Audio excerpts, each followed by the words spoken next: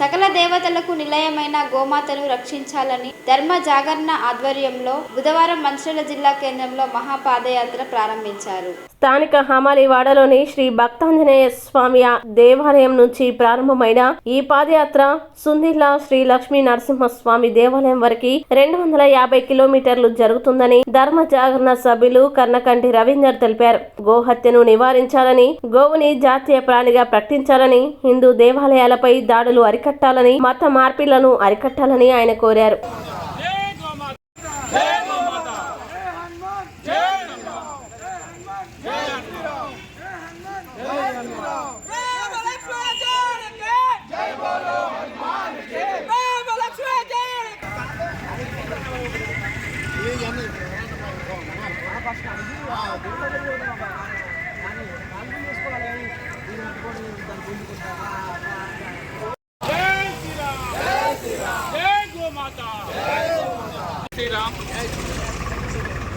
మన సనాతన ధర్మంలో గోవుకు ఒక ప్రత్యేక స్థానం ఉంది. గోవును మనం అందరం గోమాతగా పిలుస్తాం.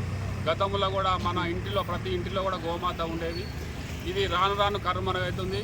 మన భావి తరాలకు గోమాతకు విశిష్టత గురించి తెలియజేయాలనే ఉద్దేశంతో మనం ఈ సంవత్సరము గత 2 సంవత్సరాలు కూడా పాదయాత్ర చేయడం జరిగింది. ఇది 3వ సంవత్సరంగా మన అమాలివాడ గల భక్తాంజనేయ స్వామి దేవాలయం నుంచి సుందిల్ల శ్రీ లక్ష్మీ నరసింహస్వామి దేవాలయం వరకు మన పాదయాత్రగా ఈ సంవత్సరం తీసుకోవడం జరిగింది.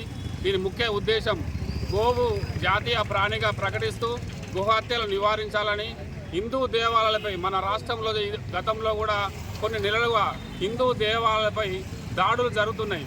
దానికి గత ప్రభుత్వాలు, ఈ ప్రభుత్వం కూడా, ఈ తెలంగాణ ప్రభుత్వం తగు చర్యలు తీసుకోవాలనే ఉద్దేశంతో, అలాగే మత మార్పిళ్ళు యథేచ్ఛగా మత మార్పులు చేస్తున్నారు.